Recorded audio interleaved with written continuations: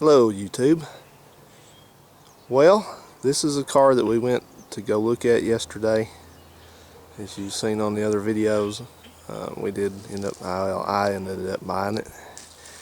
So I'll give you a little walk around of this car and tell you what it is. This is a 1983 Isuzu iMark diesel. And there's not many of these left anymore. There actually wasn't many to begin with. Just Isuzu back then was trying to get into the compact car, economy, subcompact market, and this is what they had at that point.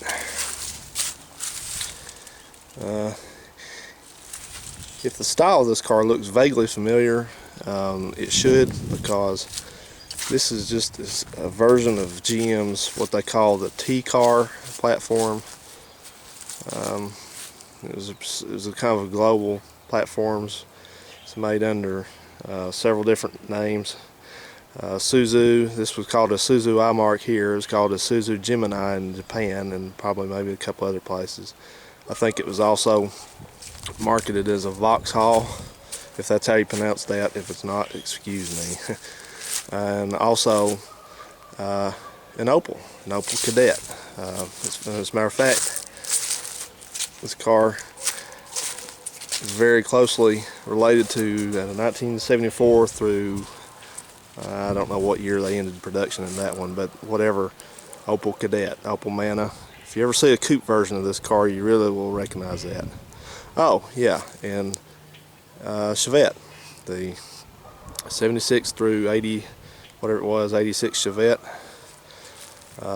is basically this car, this design, just no trunk on it. So everything, especially the windshield area, will always look familiar on these cars through the different versions of it. I want to show you something back here too. It really, I thought was interesting. Get out of the light here and see if I can zoom in. Show you what this says. McNamara, Pontiac, GMC, Isuzu, DeLorean. That's at least two dead brands in there. This car apparently came from Orlando. That's where this dealer was located, or probably still is. But, walk around here. I think they painted a lot of these cars gray in this 83 because for some reason, because I had another one just like this years back that was this exact same color.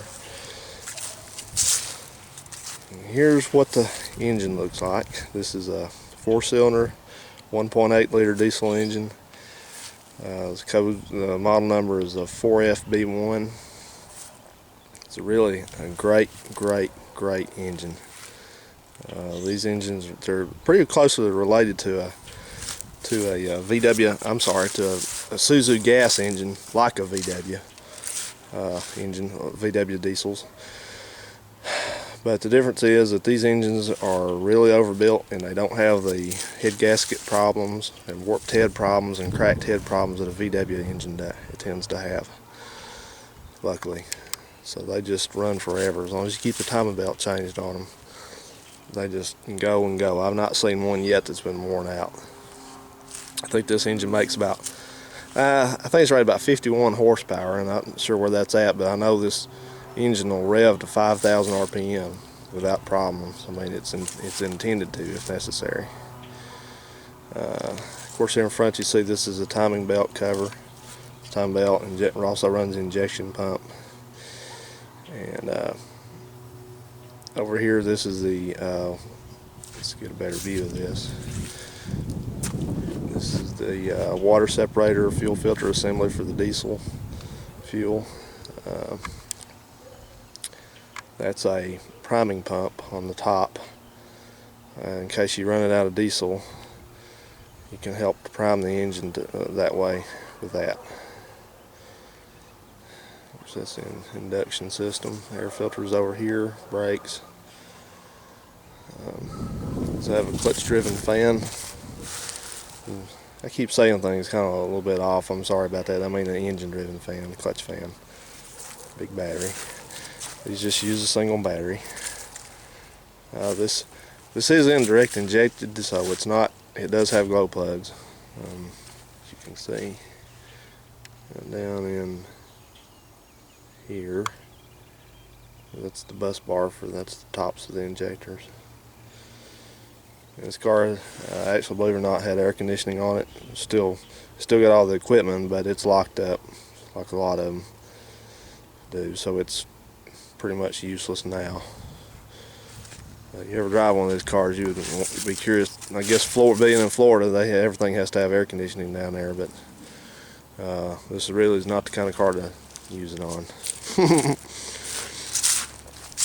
This particular car is in good shape. I don't know how many miles it has on it. The speedometer broke at 63,000 miles, or the cable broke. I'm checking into that, but it's got a little bit of rust on the bottom. But these, you know, if you ever seen the Isuzus and some Toyotas and Nissans from the early 80s, you can sure understand how they tend to rust. But this one's not bad. I've seen a lot worse. There's a lot worse for sale on Craigslist right now. That's where I found this at. In fact, it's got just a little on the door, but you know, it's nothing. It's clean underneath. It's just surface rust mainly. They just don't use a good kind of primer on these cars at that time, I suppose. And this is there's supposed to be a door on this fuel filler. They all break off. I've only had one car that actually had the door still on there. These cars, back when the gas went up so high, these cars have got popular, and the trucks are still popular. The diesel pups are still popular, but these cars have seemed like they've lost their popularity now. So that's good for me, because I'm going to buy a couple of them, because I like them. Now, the inside of this car is decent. It's got some kind of dirty carpet, but it's not beat up real bad. It's not worn out. The seats are in good condition. Just your typical early 80s interior. And this car does have a few issues with it that I'm going to have to take care of. It tends to run a little warm when you're pulling a hill or really having to work it pretty hard. So I checked in the radiator. It's got some pretty yucky, rusty water in it. So I'm going to have to put a timing belt on it anyway. So I'll just do that when I get the radiator out to flush it. I'll just go ahead and do the timing belt and the oil change and take care of all that stuff.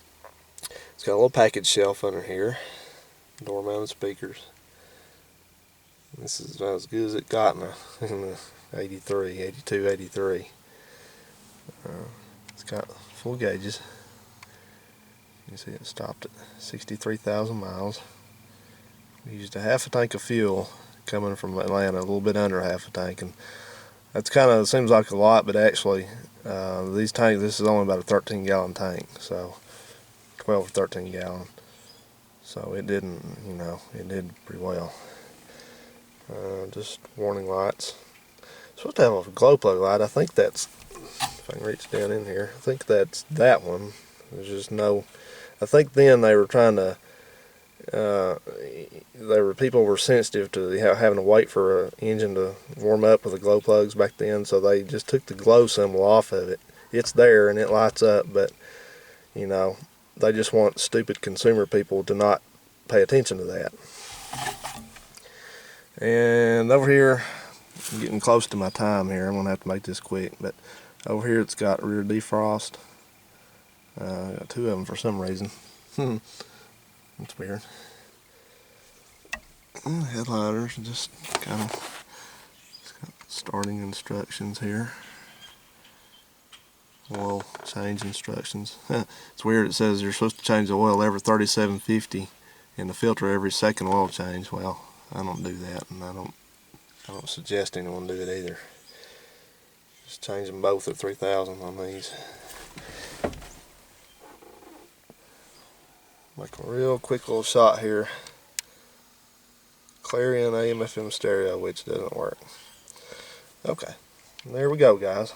It's the first tour of the 83 iMark.